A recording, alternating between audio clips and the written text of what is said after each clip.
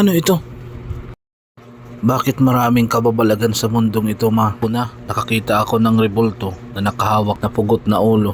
Tapos, maraming hayop dragon na ako lang ang tinitira. At meron din kaibigan na kalahating tao, kalahating hayop. Ganito na ba ang mundo ngayon, Mas ma? maganda pa nga dito, anak, kumpara dun sa Pilipinas. Ang daming buhaya dun sa Senado pa nga lang eh.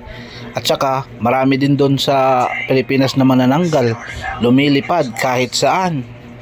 Naalala mo, nung isinama ka nung isang tao papuntang other world? Ikaw ba si Percy? Oo. Ako naman si Mersyong. Nice to meet you, bro. Welcome dito sa Paradise. At marami ka pang nakikilalang mga kaibigan Aray, doon. Siya naman, ba't ka nang babang... Halo na, ikaw pala. Oh, ikaw na naman? Oh, aray.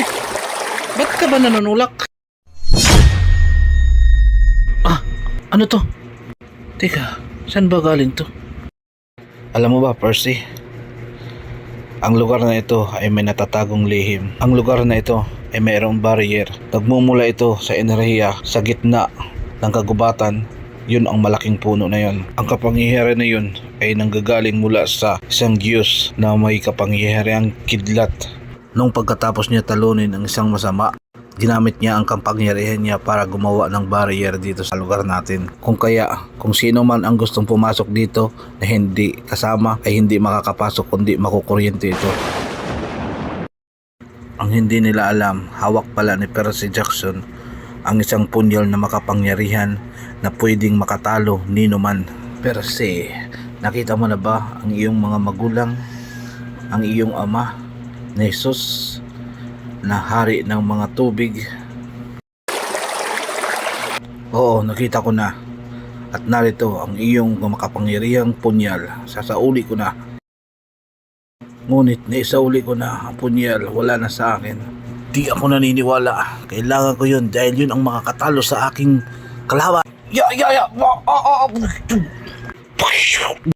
Oy, nakabalik din si Percy. Congratulations, buti nakabalik ka. Sandali, may papakita ko. Tadan! Ano yon? Welcome party. Oh, maraming salamat sa inyong dalawa dahil nandyan kayo lagi. Tara, hug muna tayo. Yeah! Sa isang banda, doon muna tayo sa isang kaibigan ni Percy na naglalakbay para hanapin ang kanyang hinahanap na matagal na makapangyarihan, Plauta. Dumaon siya sa isang tagong isla na hindi nakakapunta ninuman. 2,000 years later. Sa wakas, may nakita akong kalansay. Baka ito na yung hinahanap ko. Oh, ano yun? Ito na ba yun?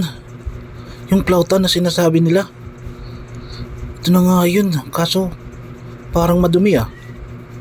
Tika, lilinisin ko muna. Yaks! Sana kaya yung ano ko? Ito. Ano to?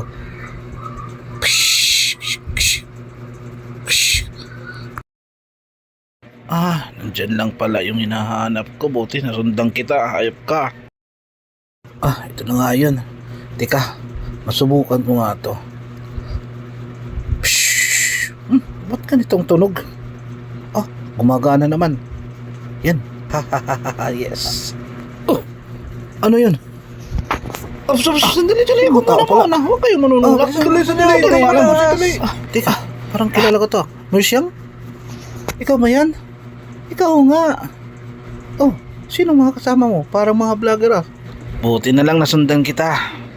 Alam ko't alam mo na kung nasaan ang Plauta na nakatago matagal na panahon. Ito na nga yun. Oh, Sandali. akin to. Akong nakahanap nito. Ito na nga yun.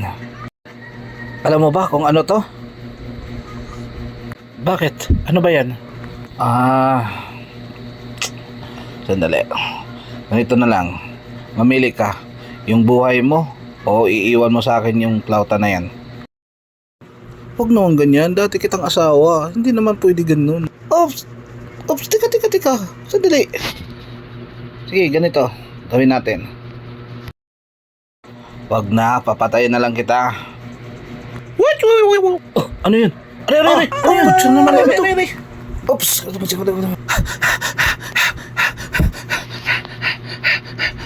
Bullshit naman. Sanay pa ako. Ano? Saan ako punta? Ali. Uy!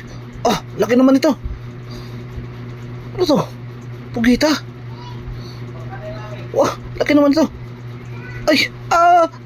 Tulungan niyo ako! Tulungan! Tulungan niyo ako! Ay! Pucha! Panaginip lang pala.